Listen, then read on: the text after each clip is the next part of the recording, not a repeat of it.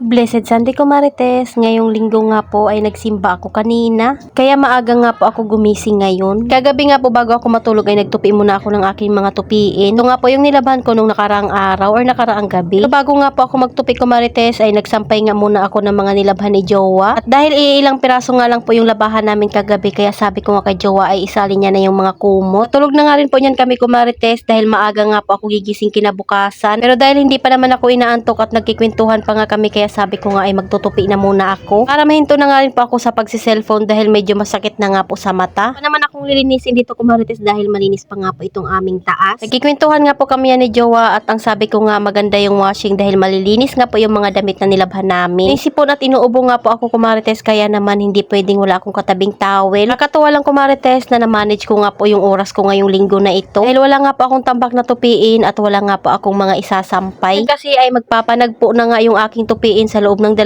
linggo pati nga po yung sampayin ko. Yung linggo nga po ay hindi nga po ako natambakan ng mga gawain. Dahil bago nga po ako matulog ay nagbabawas na nga po ako ng aking mga tupiin at ang aking sampayin ay sinasampay ko na. Ayan at natapos din naman ako sa aking mga tupiin ko Marites dahil hindi naman ito masyado marami. Mas masarap pa rin talagang may washing ko Marites kasi habang si Jowa nga po ay naglalaba ay kumakain na kami. Napaikot niya nga lang po yung washing, kami naman nga po ay kumakain na. At natapos ko naman din agad yung aming tupiin ko Marites kaya niligpit ko na nga po yung mga hanger. Nagiging habit mo na nga ang pagliligpit ng bahay at pagliligpit ng mga gamit ay hindi mo talaga maiwasan na gawin iyon. Kahit gaano ka pa kapagod ay magkakaroon ka talaga ng oras maglinis. Ipapasok ko na nga po ito sa mga kanya-kanyang damitan para matapos na nga po ako sa aking ginagawa. I-ready ko na nga rin po yung isusuot ko kinabukasan. Kaya ayan maaga nga po akong gumising ko Marites bago mag 6:00 ay gising na nga po ako. Pagkatapos ko ngang maligo ay binuksan ko na nga po yung mga bintana dito para mamaya nga po ay pumasok na lang yung mga sikat ng araw dito sa aming bintana at pintuan. Sasampay ko sana itong tuwalya kaso basa pa nga po yung bakal dahil yung tulo nga po ng mga kumot ay nasa bakal pa. Ang ganda nga ng panahon ko Marites kahit maaga pa, tingnan nyo naman ay may sikat na nga po ito ng araw. Ito nga po yung mga nilabhan kagabi ni Jowa at ayan kaunti lang kasi yung mga t-shirt kaya pinalaba ko na nga po yung mga kumot. Ang sarap tingnan ng sofa na wala nga pong tupiin. Kahit linggo ngayon dahil madalas nga po pag linggo ay marami akong tupiin. Dahil maaga pa nga ko Marites ay mag-iinit muna ako ng tubig para nga po ako ay makainom ng mainit na tubig. Di na nga muna ako magkakape. Lagay nga lang po ako dito ng kaunting asin sa mainit na tubig at lalagyan ko nga po ng kalahating hindi mainit. Mayan na nga lang po ako magkakape pagka uwi ko nga po galing simbahan. Tagal-tagal na rin kasi talaga akong hindi nakakasimba ko Marites, abay kailangan ko nang magsimba. Dami ba naman ng mga blessing na natatanggap natin sa buhay ay kailangan natin ipagpasalamat iyan. Malis nga po akong tulog pa si Jowa pero ginising ko nga po sa kanya na sabi ko ay aalis na ako. Dumating din naman agad ako sa simbahan ko Marites sakto at hindi pa nga po nag-uumpisa. Galing ko nga simbahan ay diretso na nga rin po akong namalingki. Bili na nga rin po ako ng uulamin namin. At syempre hindi na nga rin po muna ako magpapahinga dahil uuwi nga po si Jowa ngayong tanghalian. Dahil meron nga po siyang ekstrang trabaho. At dahil wala na palang laman yung aming bigasan kaya inutusan ko muna si Sian bumili muna ng 1 kilong bigas. Dahil hindi niya nga po kayang buhatin yung 5 kilo. Hugas nga lang po muna ako ng kamay bago nga po ako mag-asikaso dito sa kusina. So merong bumili kaya binigyan ko na muna. Pabili nga po ako ng gata kay Kuya Sian dahil magluluto nga po ako ng bagoong alamang. Kung nakaraang araw ko pa nga balak lutuin ito pero wala pa nga po ako sa mood mamalengke. Pauwi ka nga po ng simbahan, dadaan ka nga po ng palengke at sakto naman naglakad lang ako. Kaya naman may time talaga akong mamalengke. Pero dahil sobrang init nga po ay hindi na ako nakabili ng bigas dahil nagmamadali na nga po akong makauwi. Inuhugasan ko na nga po yung kaldero dahil kagabi pa naman ito nakababa dito para lumambot nga po yung kanyang pinakatuto. Ito nga po inubos yung 1 kilo dahil masyado nga po yung marami. Kaya nga po ako nakakabihis ko Marites para nga po makapagluto ako bago dumating si Jowa. Dahil kumakalam na nga po yung sikmura ko kaya nag-init na nga po muna ako ng tubig. Napawan ko nga lang po yung bigas para maisalang ko na. Kailangan punasan ng tuyong basahan bago nga po isalang sa ating rice cooker para hindi nga po ito kaagad masira. Yung iniinit ko nga pong tubig ay hindi pa kumukulo. Pero saglit nga lang po magpakulo ng tubig dito sa aming initan. Binalik ko nga po yung mga nakalagay dito kaninang mga plato sa kanilang mga kanya-kanyang lagayan para hindi nga po masikip dito pag ako nga po ay magluto na ng ulam. Sakto naman nga po at kumulo na nga po yung tubig na iniinit ko kaya magtitimpla na nga muna ako ng kape. Kayo ko Marites, kamusta ang linggo nyo? Anong ginawa nyo ngayong araw na ito? Kailangan din talaga natin magsimba at magpasalamat para nga po sa mga blessing na natanggap natin. Hinugasan ko nga po muna yung mga dapat hugasan bago nga po ako magsimulang maghiwa. At syempre bago nga po ako magtimpla ng kape ay kailangan nakaready na nga po yung aking mga gagamitin. Nahugasan ko na nga po yung dapat hugasan ay magtitimpla na nga muna ako ng kape. Abay nagrereklamo na nga po itong aking tiyan dahil ako nga po ay nagugutom na. Kahit mainit ay kailangan talaga nating magkape dahil alam nyo na coffee is life. Hindi talaga maiiwasan na hindi tayo magkape lalo na nga po pag marami tayong gagawin. Kapag mag-relax din talaga ito at mawawala nga rin po yung antok mo. Kaya habang ako nga po ay nagkakape ay maghihiwa nga po ako ng bawang at sibuyas. Unahin ko nga lang po muna itong sibuyas sa paghiwa. Isang malaking sibuyas nga lang po itong aking gagamitin. Yung binili ko nga pong alamang kumarites ay halagang 120. Isang kilo nga po iyon. Bili na nga rin po ako ng baboy halagang 135. O diba kapirasong baboy lang kumarites at lumalagpas na nga po ng 100. Wala naman tayong magagawa kumarites dahil nagmahal na talaga ang ating mga bilihin ngayon. Ang buong bawang na nga po yung gagamitin ko sa aking paggisa. Pagkatapos ko nga po maghiwa ng bawang sibuyas, next naman nga po itong baboy. Hitan ko nga lang po ng kaunti para hindi nga po masyadong malalaki yung halo niya. Meron nga lang po itong kaunting taba kumarites dahil hindi nga po mahilig si Jowa sa taba ng baboy. Pero syempre hindi magiging masarap ang alamang kung wala nga pong taba. Pagkatapos ko nga pong hiwain, hihuhugasan ko nga lang po ito ulit. Hihiwa nga lang po ako ng 4 na sili para naman medyo maanghang yung ating lulutuin. Sobrang purol na nga po nitong aking kutsilyo kumarites kaya pa isa-isa nga po yung hiwa ko doon sa malalaking sili. Dahil maliliit naman na yung 2